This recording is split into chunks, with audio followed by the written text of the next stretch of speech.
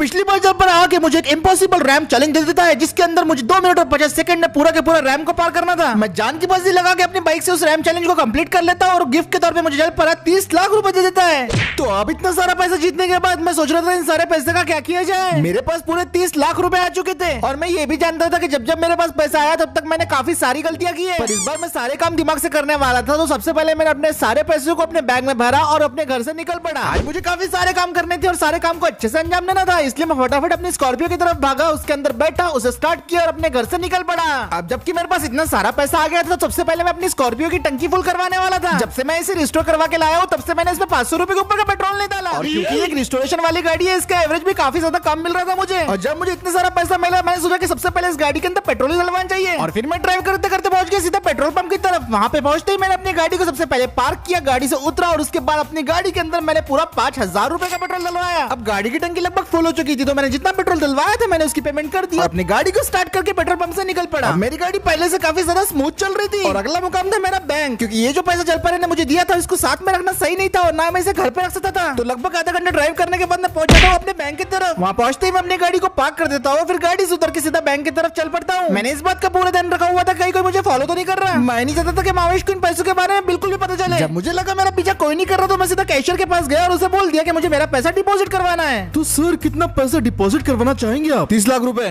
क्या 30 लाख चोरी वोरी करके लाए हो के सर? शक्ल से तो लगता नहीं कि ये आपके पैसे होंगे। अरे देखो जितना बोला उतना कर। ठीक है सर, मुझे क्या। ऐसी ही थोड़ी बहसबाजी के बाद मैं अपने बैंक में अपने सारे पैसे डिपॉजिट करवा देता हूँ। Have a good day sir. Bank पे फिर से जरूर आना अपना चोरी काम के पैसे डिपॉजिट करने के लिए। ये बैंक वाला मेरी बड़ी फिरकी लेना था लेकिन मैंने इसे इग्नोर किया और बैंक में पैसे डिपॉजिट होने के बाद अपने पैसों को यूपीआई के जरिए चेक किया। अब मेरे बैंक अकाउंट में लगभग 30 लाख रुपए आ चुके थे। अब ये सब होने के बाद मैं बैंक से निकला और सीधा फिर अपनी स्कॉर्पियो की तरफ भागा, क्योंकि अब मेरे बैंक में पैसे जमा हो चुके थे और मेरी गाड़ी में खूब सारा पेट्रोल भी था। तो मैं अपनी गाड़ी को स्टार्ट करके वहाँ से निकल पड़ता हूँ। अब मेरे नए बिजनेस को लेकर मेरे दिमाग में काफी सारे आइडियाज थे लेकिन मैं बहुत कंफ्यूज हो रहा था। तभी मैंने सोचा कि मुझे आपके कमेंट्स पढ़ने चाहिए और आपके कमेंट्स पढ़ने के बाद मुझे एक बात क्लियर हो गई कि मुझे वही करना चाहिए जिस चीज में मैं एक्सपर्ट हूँ। फिर तब जाके मेरे दिमाग की घंटी बजती है और मुझे लगता है कि मुझे अब कार्स को रिस्टोरेशन करने का बिजनेस खोल लेना चाहिए। अब मैंने फाइनल फैसला कर लिया था कि मैं अब रिस्टोरेशन का बिजनेस खोलूंगा, पर सबसे पहले मुझे चाहिए एक गैरेज जहाँ पे मैं अपनी गाड़ियों को रिस्टोर करने वाला था। इसके लिए मैं शहर में आ गया था और फिर उसके बाद मेरे गैरेज ढूंढने की तलाश शुरू होती है। बेसिकली मुझे एक ऐसा गैरेज की जगह चाहिए थी जहाँ पे मैं अपनी गाड़ियों को रिस्टोर कर सकूं और जहाँ पे मेरा सारा सामान आ सके। मैं हर एक दुकान हर एक बिलबोर्ड पे नजर रखा हुआ था कि कब मुझे कोई चीज दिख जाए। काफी तलाश करने के बाद मेरी नजर एक बिलबोर्ड पे जाती है जिसे देख के मैं फटाक से अपनी गाड़ी उसकी तरफ मोड़ लेता हूँ और वहाँ पे पहुंच जाता हूँ। अब बिलबोर्ड के पास पहुंचते ही मैं अपनी गाड़ी को फटाक से रोकता हूँ और गाड़ी से उतर के जैसे मैं उसके पास जाता हूँ तो उस बिलबोर्ड पे लिखा हुआ था फॉर सेल। ये एक पुराना गैरेज था लेकिन काफी ज्यादा बड़ा था और इसके अंदर मेरे सारे रजिस्ट्रेशन वाले काम हो सकते थे। और मैंने सोचा अगर मेरी किस्मत अच्छी हुई तो मुझे गैरेज का सारा सामान भी इसी के अंदर मिल जाएगा। ये मेरे लिए काफी अच्छा मौका था। तो मैंने देरी ना करते हुए फटाफट से बिलबोर्ड पे लिखा हुआ नंबर डायल किया। 2 रिंग जाने के बाद ही ओनर फोन उठा लेता है और मैं उसके ओनर को मिलने के लिए गैरेज पे बुला लेता हूँ। इतना कह के मैं फोन रख देता हूँ और उसके बाद मैं बस गैरेज के ओनर का इंतजार कर रहा था। लगभग आधे घंटे के बाद गैरेज का ओनर आ जाता है। उसको देखने से वो काफी बड़ा बिजनेसमैन लग रहा था और वो मेरे पास आके बोलने लगता है, हाँ जी बोलिए, मैं इस गैरेज का ओनर हूँ और ये गैरेज मैं बेच रहा हूँ। अब मुझे गैरेज पसंद तो जरूर आया था लेकिन मैं इसे परचेस नहीं कर सकता था क्योंकि सारा पैसा इसी में चल जाता और ऊपर से मेरे लिए बहुत बड़ा रिस्क था। अरे क्यों भाई, खरीदना है कि नहीं वो तो बताओ। मैं उन्हें बोलता हूँ कि अंकल आप मुझे गैरेज का किराया पे दे सकते हैं, मैं आपको इसके 25,000 रुपए महीना दूंगा और अगर मेरा गैरेज चल पड़ा तो मैं डबल कीमत में आपसे गैरेज खरीद लूंगा। ये सुन के अंकल पहले तो थोड़ा सोचना पड़ जाते हैं और थोड़ी देर तक सोचने के बाद वो मुझे बोलने लगते हैं, बेटा शार्क टैंक तो आजकल मैं भी देख रहा हूँ और इसीलिए मेरे को एंटरप्रेन्योर लोग पे थोड़ा ज्यादा भरोसा आ गया। 25 छोड़ बेटे, मैं तो देखो 20,000 रुपए में किराए से देने के लिए तैयार हूँ। बस तू धंधा कर, बिजनेस नहीं करना, धंधा करना, धंधा धंधा। अब ये सुन के मैं काफी खुश हो गया था। मैं फौरन अपना मोबाइल निकालता हूँ और उन्हें एडवांस के पैसे पेटीएम कर देता हूँ। उसके बाद अंकल मुझे गैरेज की चाबी और रिमोट दे देते हैं और वहाँ से जाने लगते हैं। धंधा बनाना है, धंधा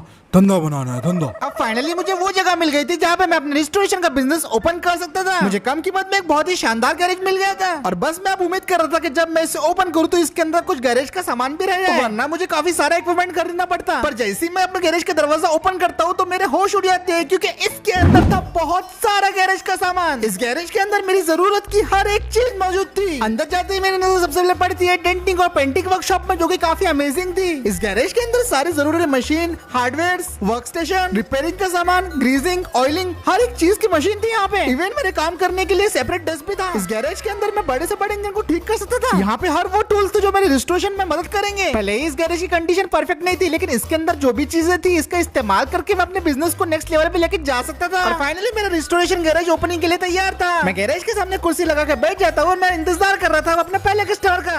मैंने अपने गैरेज के प्रमोशन के लिए सोशल मीडिया पे एड्स भी लगवा दिए थे और मुझे उम्मीद थी कि मेरे गैरेज में जल्दी लोगों की भीड़ लग जाएंगी। सुबह से शाम होने को आ गई थी, लेकिन मेरी दुकान में एक भी कस्टमर नहीं आया था। मुझे समझ में नहीं आ रहा था ये क्या हो रहा है। और फिर काफी रात भी हो गई थी और फिर मुझे बहुत नींद आना भी शुरू हो गई थी, तो ऐसे में मेरी आंख लग जाती है। ओ भाई, ओ भाई, ओ भाई, ओ भाई, ओ भाई उठ रहे, उठ। बोलिए कौन है, कौन? ए भाई उठ जाना, कब से सो रहा, देखो मैं आवाज दे रहा, देखो सुनाई नहीं दे रहा क्या? नींद के चक्कर में मुझे पता ही नहीं चला कि मेरे वर्कशॉप में कब पहला कस्टमर आ चुका है। मैं इस बिहेवियर के लिए कस्टमर से माफी मांगता हूँ और वो कस्टमर मुझे बोलने लगता है, भाई सामने बोर्ड पे लिखा हुआ है तुम गाड़ियों को रिस्टोर करते हो, सही बात है क्या? मैं उसे हाँ बोल देता हूँ और बताता हूँ कि मुझे गाड़ी रिस्टोर करना कितना बड़े तरीके से आता है। ये सुन के वो कस्टमर बोलता है कि वो एक पुरानी गाड़ी लेके आया है जिसे वो रिस्टोर करवाना चाहता है और उसका बजट 8 लाख रुपए है। मैं उसे बोलता हूँ अपनी गाड़ी एक बार मुझे दिखा दो। फिर उसके बाद हम दोनों बाहर रहे थे और वो मुझे अपनी गाड़ी दिखाने लगता है। और फिर जब मैंने उसकी गाड़ी देखी तब मुझे आटे दाल का भाव समझ में आया। ये एक पुरानी 2017 मॉडल की अर्टिगा बेस वेरिएंट थी। इस गाड़ी के ऊपर काफी ज्यादा स्क्रैचेस वगैरह थे, गाड़ी काफी गंदी हो चुकी थी। कस्टमर ने मुझे बताया कि इसको रिस्टोर और मॉडिफिकेशन दोनों करना है। कस्टमर ने स्पेसिफिकली ये भी बोला कि सारा मॉडिफिकेशन उसको सिर्फ एक्सटीरियर में चाहिए। अब सारी गाड़ी को चेक करने के बाद मैं उन्हें बोल देता हूँ कि भाई जितना मॉडिफिकेशन आप बोल रहे हो उसके लिए तो 10 लाख रुपए लगेंगे। पहले तो वो बंदा थोड़ा बार्गेन करने लगता है, लेकिन फिर जब मैं उसे पूरी कॉस्ट वगैरह बता देता हूँ तो वो ठीक है बोलता है और वो 10 लाख रुपए में मॉडिफिकेशन प्लस रिस्टोरेशन के लिए मान जाता है। मैं कस्टमर को बोल देता हूँ 3 लाख रुपए एडवांस पेमेंट कर दो, बाकी की पेमेंट डिलीवरी के बाद। वो मुझे 3 लाख रुपए एडवांस पेमेंट कर देते हैं और मेरे बैंक अकाउंट में पैसे आ जाते हैं। पेमेंट मेरे बैंक अकाउंट में रिसीव हो गई थी, उसके बाद कस्टमर वहाँ से चले जाता है। बाप रे, बहुत जोर की आई रे, बहुत जोर की आई, बहुत जोर की आई, निकलना मत। और अब मेरा काम यहाँ से शुरू होता है। मुझे इस पुरानी अर्टिगा को पूरी तरीके से चेंज करना था, पर सबसे पहले मैंने सोचा कि इस गाड़ी की एक टेस्ट ड्राइव मुझे कर लेनी चाहिए। पुरानी गाड़ियों में अक्सर इंजन में काफी ज्यादा प्रॉब्लम्स होती है और इसमें अगर ऐसा कुछ निकला तो रिस्टोरेशन के टाइम पे मुझे वो सब भी ठीक करना पड़ेगा। तो मैं गाड़ी के अंदर बैठ जाता हूँ, उसे स्टार्ट करता हूँ और स्टार्ट करते बराबर मुझे थोड़ी रैटलिंग की आवाज आती है। छोटी मोटी नॉइज समझ के मैं उसे इग्नोर कर देता हूँ और गाड़ी को स्टार्ट करके वहाँ से निकल पड़ता हूँ टेस्टिंग के लिए। बस सिर्फ 5 मिनट बाद चलाने के बाद मुझे पता चल जाता है कि इस गाड़ी में काफी सारी प्रॉब्लम्स हैं। इस गाड़ी की स्पीडोमीटर वगैरह ठीक से काम नहीं कर रहे थे, एक्सेलरेटर और गियर में काफी ज्यादा दिक्कतें थी, क्लच भी मुझे थोड़ा बहुत जाम लग रहा था जिसकी वजह से गाड़ी के परफॉर्मेंस पे काफी ज्यादा इफेक्ट पड़ सकता था। और अब मुझे इसको रिस्टोर करने के साथ साथ इसके इंजन में भी थोड़ा बहुत काम करना पड़ेगा। गाड़ी को पूरी तरीके से चेक करने के बाद मैं वो गाड़ी को पलटा लेता हूँ और वहाँ से सीधा निकल पड़ता हूँ फिर से वापस अपने गैरेज की तरफ। मैंने अच्छा वो काम शुरू करने से पहले इसकी टेस्ट ड्राइव ले ली थी, तभी गाड़ी का सारा चिट्टा बिट्टा बाहर आ गया था और मैं अब गाड़ी की टेस्ट ड्राइव लेके गैरेज में वापस आ गया था। सबसे पहले तो मैं गाड़ी को गैरेज के अंदर पार्क कर देता हूँ। अब इस गाड़ी के ऊपर काम करने की बारी थी। अब जो बबलू मैकेनिक से जो मैंने सीखा था वो सारा मैं इस गाड़ी के ऊपर अप्लाई करने वाला था। मैंने कई बार बबलू मैकेनिक के वर्कर को बॉडी किट लगाने के लिए ऐसे करते हुए देखा था, तो मैं भी वैसा करने लग जाता हूँ। नई बॉडी किट और बम्पर लगाने के लिए मैं इसके सारे पार्ट्स एक एक करके अलग करने लगता हूँ। ये तरीका भले ही अजीब था लेकिन काम जरूर करता है। फिर बारी थी गाड़ी के ऊपर के छोटे मोटे डेंट फिक्स करने की और ये वाली कला भी मैंने बबलू मैकेनिक से सीखी थी। मैंने 90% ज्यादा डेंट गाड़ी से रिमूव कर दिए थे। फिर गाड़ी के एक्सेलरेटर और ब्रेक जो जाम हो गए थे उनको मैंने पूरी तरीके से ठीक कर दिया और अब वो पूरे फ्री हो गए। फिर उसके बाद बारी थी इंजन को ठीक करने की। काफी ज्यादा इंजन में डैमेज होकर रखा था, तो मैंने अपनी तरीके से इंजन को जितना आता था मैंने इंजन को ठीक किया और अब हमारी गाड़ी तैयार थी नई पार्ट लगाने के लिए और पेंटिंग डेंटिंग के लिए। अब नए पार्ट्स मंगाने के लिए सबसे पहले जो कस्टमर ने जो मुझे 3 लाख रुपए एडवांस दिए थे वही पैसों से मैंने ऑनलाइन जाके काफी सारे पार्ट्स ऑर्डर कर दिए जो इस अर्टिगा के मॉडिफिकेशन और रिस्टोरेशन में यूज होने वाले थे। और सही बताओ तो मुझे जेन्युइन पार्ट्स काफी ज्यादा सस्ते प्राइस में मिल गए थे और लगभग 2,75,000 में हमारे सारे पार्ट्स ऑर्डर हो चुके थे। अब जब हमारे पार्ट्स ऑर्डर हो गए थे तो मैंने गाड़ी को पेंटिंग और डेंटिंग वर्कशॉप में मूव कर दिया था। अब मुझे प्रोफेशनली पेंट करना तो नहीं आता था, लेकिन बबलू मैकेनिक के साथ रह के मैंने बहुत कुछ सीख लिया था और मुझे पूरा भरोसा था कि मैं ये कर लूंगा। और उसके बाद फिर हमारी गाड़ी की रिपेंटिंग शुरू हो जाती है। अभी इसमें काफी ज्यादा टाइम और वक्त लगने वाला था और फिर लगभग 2 हफ्ते तक मैं इस पे जोरों शोरों से काम करता हूँ।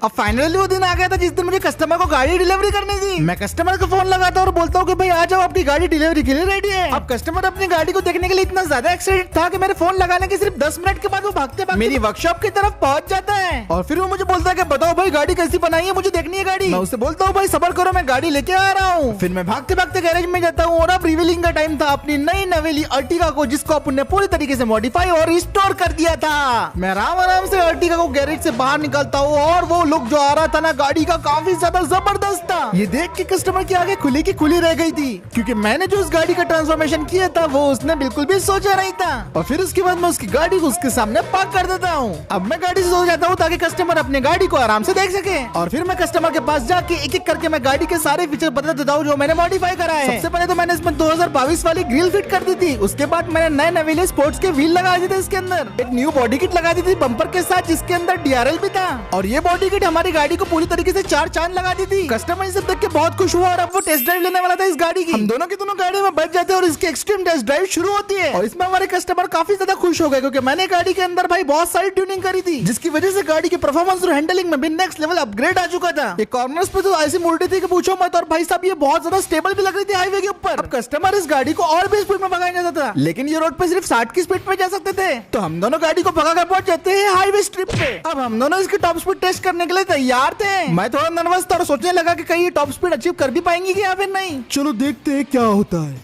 अब कस्टमर थोड़ा शौकीन था तो नई नवेली गाड़ी के साथ बर्नआउट ही करने लगता है, और वो गाड़ी को भाई लिटरली स्मोक में कवर कर देता है। भाई इतना सारे स्मोक के साथ वो गाड़ी को लॉन्च कर देता है, और अब हमारी गाड़ी रफ्तार पकड़ना शुरू कर देती है। इस गाड़ी की स्पीड और एक्सेलरेशन मैंने काफी ज्यादा इंप्रूव कर दिया था, और कस्टमर ये सब देख के काफी ज्यादा खुश था। स्पीड टेस्ट में गाड़ी ने बहुत अच्छा परफॉर्म किया, और गाड़ी ने फुल रफ्तार से, फुल एक्सेलरेशन से और पूरी अच्छी हैंडलिंग के साथ स्पीड टेस्ट को कंप्लीट कर लिया। और गाड़ी की ब्रेकिंग भी मैंने नेक्स्ट लेवल कर दी थी। अब गाड़ी की पूरी तरीके से कंप्लीट टेस्टिंग करने के बाद कस्टमर मुझे बोलने लगता है, वाह भाई क्या ही गाड़ी रिस्टोर की है, लग ही नहीं रहा कि मेरी पुरानी अर्टिगा है। थैंक यू सो मच भाई, ये गाड़ी तुमने पूरा पैसा वसूल बनाई है। मैं उसे थैंक यू बोलता और वो मुझे बोलता है कि भाई वो मुझे वर्कशॉप को और भी लोगों को रिकमेंड करेगा। अब उसके बाद मुझे बाकी रिमेनिंग पेमेंट कर देता है, जो कि 7 लाख रुपए थी। और फिर फाइनली मेरे बैंक अकाउंट में 7 लाख रुपए इस अर्टिगा के आ गए थे। ये देख के मैं काफी ज्यादा खुश होता हूँ, क्योंकि अगर मुझे सारा खर्चा पकड़ लिया जाए तो मुझे 5 लाख रुपए का खर्चा मॉडिफिकेशन पे लगा, लेकिन 5 लाख रुपए जो बचे हुए हैं वो मेरे जेब में जाएंगे। और इसी के साथ फिर आज का वीडियो दोस्तों अपन यहीं पे खत्म करते हैं।